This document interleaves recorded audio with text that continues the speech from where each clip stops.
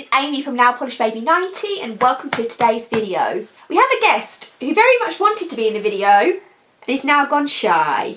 We are here today with a Q&A video if she wants to partake and not just put hair in my face.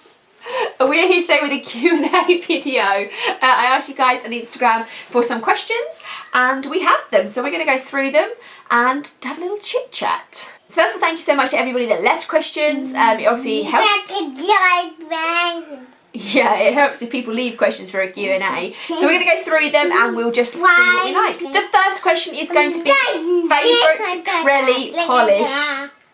I think one of my favourite Crelly polishes of all time would be, oh my goodness, other than being biased and saying some of the ones that I've been involved with, I really do love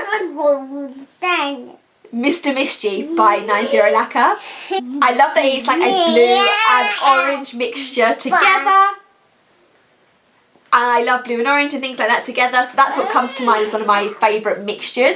But 90 does a great Crelly formula, and a Crelly mixture base to glitter ratio, getting that right is almost more important than the colours themselves. But like I say, Mr. Mischief from their Super Crellys collection is really, really good and definitely one of my favourites. And he's just going to show you some polish now, just ones that we've just filmed in this haul video. Let her just get her scuttly hands on them.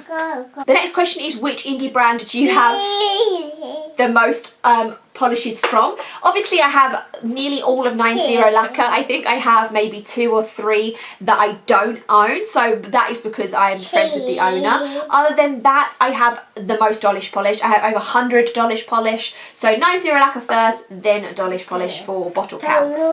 If you could only wear one nail polish for the rest of your life, what would it be and why? People always ask this type of question, not together. People always ask this question and I don't know what the answer is truly, because to me it's a mixture of things. If you want a colour that goes with everything, you want one with a good formula, you want one that's not going to chip too easily. There's so many questions and colours involved in that, and I think actually in the reality of it, something maybe just like a plain white would maybe be something that I wear.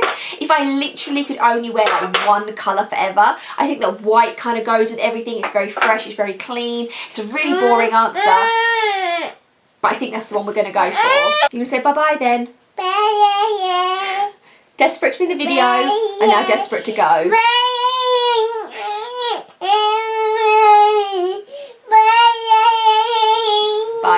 Back in a sec. The difference between girls and boys is so interesting. Like Andy has like such a sass and a fire about her, and Austin was always so chilled back. It's really interesting.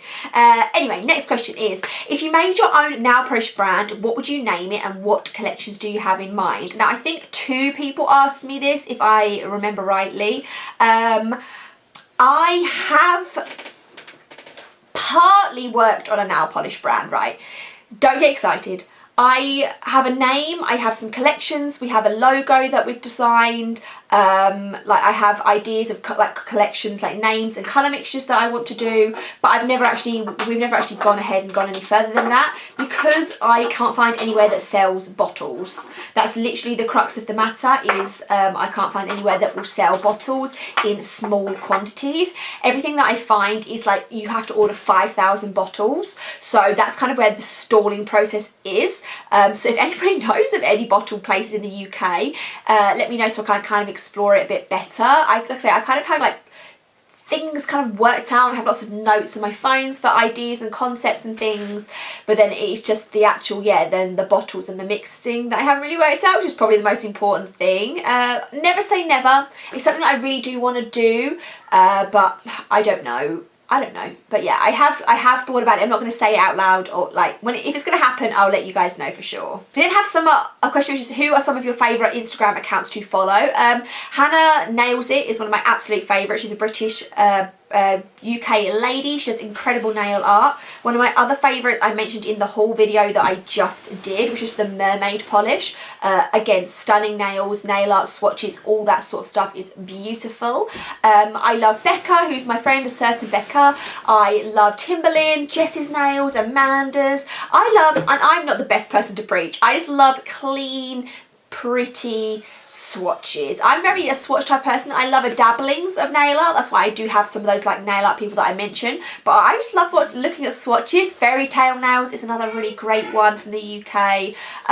Yeah, there's so many, and I just wish Instagram would let me see them, because if you didn't, or you did or you didn't see my rant the other day on there, I just hate it that I can't find the people that I follow on Instagram anymore, and it's beyond annoying to me. But yeah, those are 5 or 6 of them that come to mind. But honestly, there's so many talented people out there. It's really, really like refreshing to see the amount of talent. Someone else said, have you ever thought about creating a nail polish brand? So that was already answered.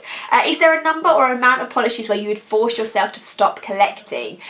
For me, I have 4 Helmers for storage, and then I have no more room.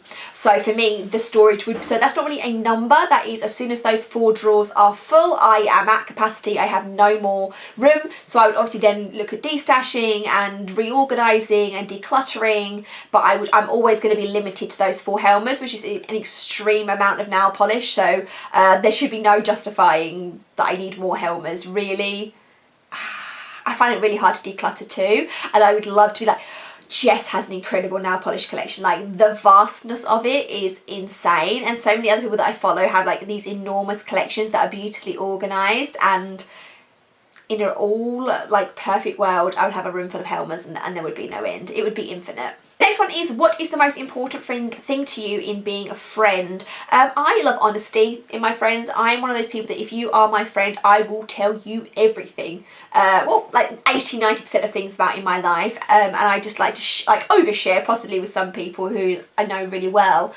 So I like the honesty back. I don't like to feel like I'm putting myself out there for somebody and I'm just not getting it back. I have some friends that I see less, and we talk less, but it's very like mutually okay that way, if that makes sense. So I kind of have friends that I talk to like every single day, my ride or dies, and then I have people that are really, really good supportive friends of me that I speak to every couple of weeks, every month, that I would see a couple of times a year, that I love to catch up with. So it's also about, I guess, with the whole honesty thing, about having different expectations, I guess, maybe for different people. Like, just be, I don't know, does that make any sense at all? Being honest, knowing about being in a balanced friendship where you're both giving the same amount, you both know how much friendship people are putting in, because nothing worse than like putting so much effort into somebody and then just not being interested, or you opening yourself up to all these vulnerable things about yourself and then that person just not telling you anything. Yeah, is that a good answer to the question? I don't know, but yeah, honesty in that summary is like my most important thing in friendships. The next one is, if you could make an ice cream flavour that looked like any nail polishes, what would it be? I really love like the creme mixtures that we kind of talked about, so something like with like vanilla and sprinkles like would be probably my favourite type of thing. Like I've got like some in front of me now from this recent haul, like anything with like white with little speckles in, so I would love it. Like, I love ice cream with sprinkles and sauces and things, kind of like a night nail polish. Lots of things on it, so that was kind of be my nail polish and ice cream comparison, that I like lots of things in my nail polish and I like lots of things on my ice cream.